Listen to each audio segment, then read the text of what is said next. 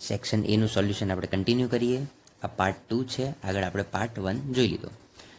તો આમાં પહેલો પ્રશ્ન આપેલો છે, are all the avatars of Vishnu mentioned in the text? આગળના ફકરામાં શું બધા જ વિષ્ણુ ભગવાનના અવતાર આપેલા છે? તો જવાબમાં લખવાનું છે આપણે નો. જવાબમાં શું આવશે? No. All the avatars of Vishnu are not mentioned in the text. જવાબ ફરીથી રિપીટ કરું છું, no. All the avatars of Vishnu are not mentioned in the text. બીજો પ્રશ્ન જોઈએ, what adds to the grace of the step well? હવે આનો જવાબ તમને બેઠો આપેલો જ છે. એના જવાબમાં તમારે લખવાનું છે કે the apsaras with 16 different makeup styles add to the grace of the step well. Adds to the grace of step well. આગળનો પ્રશ્ન જોઈએ, by whom was Rani ki Vav constructed? By whom was મતલબ કે કોના દ્વારા રાણી કી વાવ કન્સ્ટ્રક્ટ કરવામાં આવેલી હતી? તો આના જવાબમાં તમારે લખવાનું છે, Rani ki Vav was constructed by queen Udayamati. ફરીથી રિપીટ કરી દઉં, Rani ki Vav was constructed by queen Udayamati. બીજો પ્રશ્ન જોઈએ, where is Rani ki Vav located? મતલબ કે રાની કી વાવ ક્યાં છે? તો લખવાનું છે કે Rani ki Vav is located at, Rani ki Vav is located at Patan અલ્પવિરામ કરીને ગુજરાત. શું લખવાનું છે? પાટણ અલ્પવિરામ કરીને ગુજરાત. આગળનો ફકરો આપણે જોઈએ હવે, ડિસ્ક્રાઇબ ધ ન્યૂ ગોટ, મતલબ કે જે નવી બકરી છે એનું વર્ણન કરો. તો એ અહીંયા બેઠું આપેલું જ છે કે the new goat was pretty white as snow, had 2 little horns and a pair of lovely bright red eyes. આટલી વસ્તુ શેમાં આવશે? પહેલા પ્રશ્નમાં. બીજો પ્રશ્ન જોઈએ, what did Abu Khan call the goat? Abu Khan બકરીને શું કહીને બોલાવતો હતો? તો આના જવાબમાં તમારે લખવાનું છે, Abu Khan called, Abu Khan called the goat, અને પછી ખાલી નામ લખવાનું છે Chandni. Abu Khan called the goat Chandni. આગળનો પ્રશ્ન જોઈએ, here only family member refers to? અહીંયા ફક્ત ફેમિલી મેમ્બર રિફર્સ ટુ, અહીંયા કોની વાત કરવામાં આવે છે? તો એના જવાબમાં તમારે ખાલી નામ લખવાનું છે કલુઆ. શું નામ લખવાનું છે ખાલી જગ્યામાં? Kalua. What did Kalua break? કલુઆએ શું તોડ્યું? તો એના જવાબમાં આવશે, Kalua broke the string and disappeared in the night. આટલું તમારે લખવાનું છે. આટલું તમે લખો તો પણ ચાલે કે કલુઆ બ્રોક ધ સ્ટ્રિંગ, અને આગળનું લખવું હોય તો લખી શકાય કે and disappeared in the night. આગળનો પ્રશ્ન જોઈએ.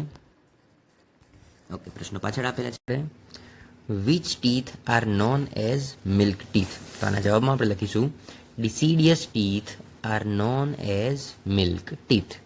Next, how many deciduous teeth do we generally have? આના જવાબમાં આવશે, વી generally have 20 deciduous teeth. We generally have 20 deciduous teeth. Next, how many types of teeth do we have as per the time of their growth? તો આના જવાબમાં તમે લખશો, we have 2 types of teeth as per the time of their growth. We have 2 types of teeth as per the time of their growth. પછી આગળ તમને સવાલ આપેલો છે કે વિચ આર દે? તે કયા છે? તો એના જવાબમાં તમારે લખવાનું છે, permanent teeth and deciduous teeth. તે કયા છે? Permanent teeth and deciduous teeth. આગળનો સવાલ આપણે જોઈએ હવે, how was Sonia feeling that day? તે દિવસે સોનિયાને કેવું ફીલ થતું હતું? તો એના જવાબમાં આવશે, that day Sonia felt better, she did not have much pain. આટલું પહેલાના જવાબમાં આવશે. બીજો છે, what did the doctor use to clean Sonia's cavity? તો આના જવાબમાં તમારે લખવાનું છે, the doctor used an air rotor to clean Sonia's cavity. શું આવશે? The doctor used an air rotor to clean the Sonia's cavity. આગળનો સવાલ જોઈએ, was this Sonia's first visit to doctor Sharma? તો આના જવાબમાં લખવાનું છે કે નો, આ સોનિયાની પહેલી વિઝિટ હતી નહીં, એટલા માટે જવાબ આવશે no, this was not Sonia's first visit to doctor Sharma. Repeat કરું છું, no, this was not Sonia's first visit to doctor Sharma. આગળનો ફકરો જોઈએ હવે. When should we clean our mouth? તો આના જવાબમાં તમારે લખવાનું છે we should clean our mouth, we should clean our mouth. હવે અહીંયા તમને જવાબ આપેલો છે after every meal and every time we eat a chocolate or ice cream. ફરીથી લખું છું જવાબ, we should clean our mouth after every meal and every time we eat a chocolate or ice cream. આગળનો સવાલ જોઈએ હવે આપણે. Why should we brush the teeth upward and downward instead of the sideways only? તો આના જવાબમાં લખશું we should brush the teeth upward and downward. પહેલાં આટલું જવાબમાં લખવાનું છે, પછી so that it removes the tiny bits of food stuck between the teeth. So that it removes the tiny bits of food stuck between the teeth. Next સવાલ જોઈએ. What does Sonia want to know from the doctor?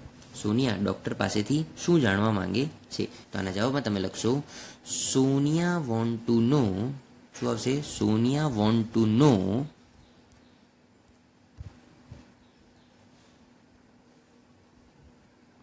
the right way of brushing the teeth.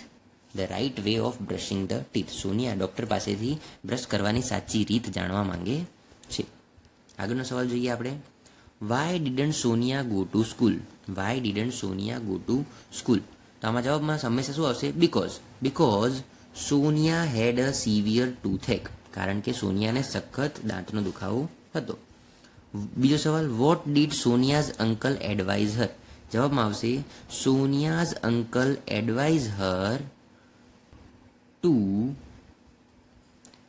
Visit a dentist.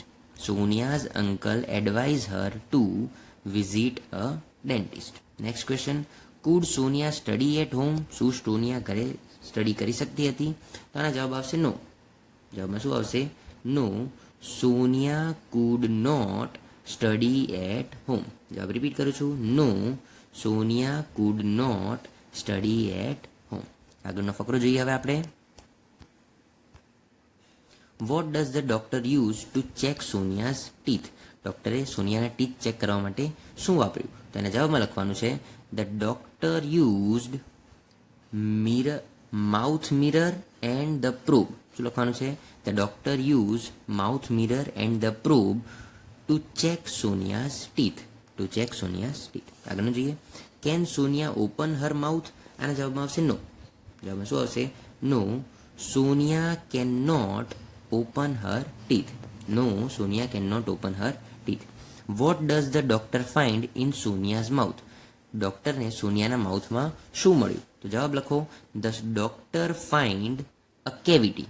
Doctor find a cavity in Sonia's mouth. હવે poems જે બાકી છે એ આપણે third પાર્ટમાં complete કરી દઈશું.